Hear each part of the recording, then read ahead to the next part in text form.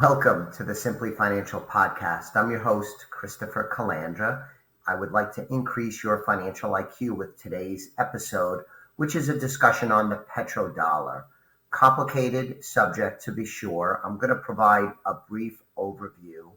I bring this up today because I've had 3 clients, including my aunt, who have brought this up recently. So let's talk a little history first off. Back in 1974, the U.S.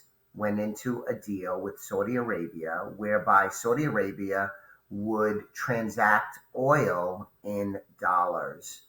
And so this was 50 years ago, and it's widely considered a deal that helped entrench the U.S. dollar as the world's reserve currency. And as of today, the United States is still the world's reserve currency. So what happened is Saudi Arabia and other countries began building systems around trading in U.S. dollars. So this increased demand around the world for U.S. dollars. Now, every country needs dollars to do business in the world. And this made and entrenched the U.S. dollar as the world's reserve currency. The U.S. has had a great ability to borrow money because it's the world's currency and there's so much demand out there. It gives us power, influence around the world, ability to leverage being the world's currency to project power around the world. It's also allowed us to borrow money, which we have leaned into heavily, given that we have about $34 trillion in debt now. That's grown a lot over the last couple of years. So why do I give you this history lesson, which you're probably not that interested in? I bring it up because recently Saudi Arabia has agreed not to extend the original agreement back in 1974. The 50 years has expired. And that opens up the possibility that Saudi Arabia and other countries around the world will not transact oil deals in dollars, at least not exclusively. There is a significant issue that if the United States was not the world's currency, or the dollar was not the world's currency, the U.S. would have serious negative ramifications. It would be a really bad turn of events. And I believe that is true. I believe that's true. But I think it's not a short-term problem, probably not even a midterm problem, but it is a long-term problem. I've studied this de-dollarization quite a bit over the years. And as I said, the short answer is it's not a real threat in the short term. And I say that because it seems very clear to me that there is not a replacement currency. There is no other currency around the world that can take the place of the dollar. So as flawed as the dollar is, and the massive debt that the U.S. has compiled increases its vulnerability, I admit that fully. But who is going to take the place of the dollar? The yuan is the Chinese currency.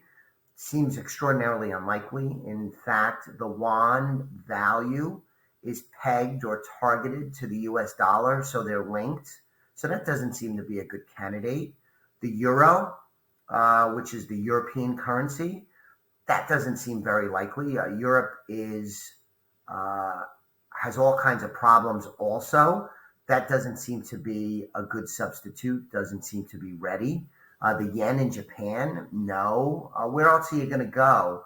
So I think that it's a long-term problem, not something I'd be very worried about in the short term, but it is fair to say that the U.S. is playing with fire and needs to pay attention to this. Our leaders certainly need to pay attention to this.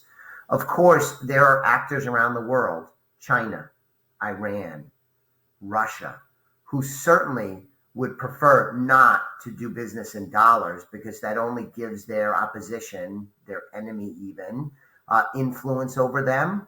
But there's no easy way for the world to get away from the U.S. dollar.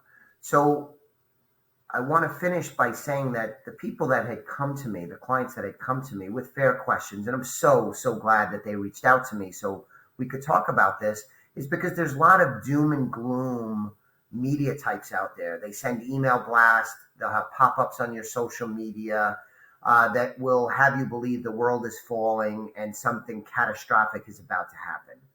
Of course, something catastrophic might happen, but I don't think that this by itself, this agreement not being renewed, is a sign that the world is falling. I think these are doom and gloomers that are trying to get clicks, want you to subscribe to their podcast, want you to buy some zany product or service. But it is having an impact because I'm getting some comments and questions about this. So I wanted to share with you my thoughts. This isn't the funnest subject in the world. It's deep, it's complicated, it's thorny. There's multifaceted aspects to it. But I wanted to give you this overview. I've been at it for about 7 minutes. Hopefully I communicated well. If you want to talk about this more, go to the website, elliottwealth.com. You can find more information out about me and the team here at Elliott Wealth Management, how we help our clients win with money.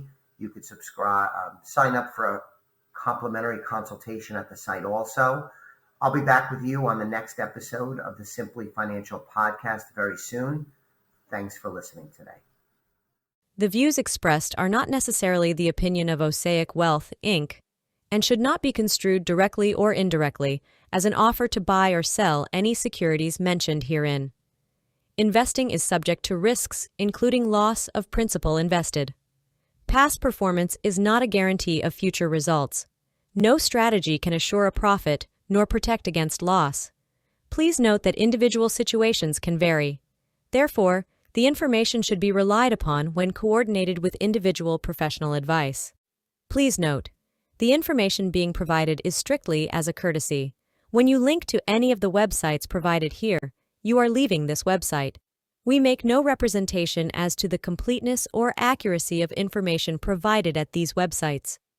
Nor is the company liable for any direct or indirect technical or system issues, or any consequences arising out of your access to or your use of third-party technologies, websites, information, and programs made available through this website.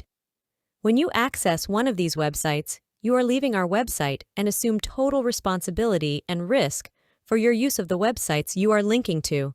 Securities and advisory services are offered through Osaic Wealth, Inc., member FINRA, SIPC. Insurance services offered through Elliott Wealth Management Services, LLC, not affiliated with Osaic Wealth, Inc.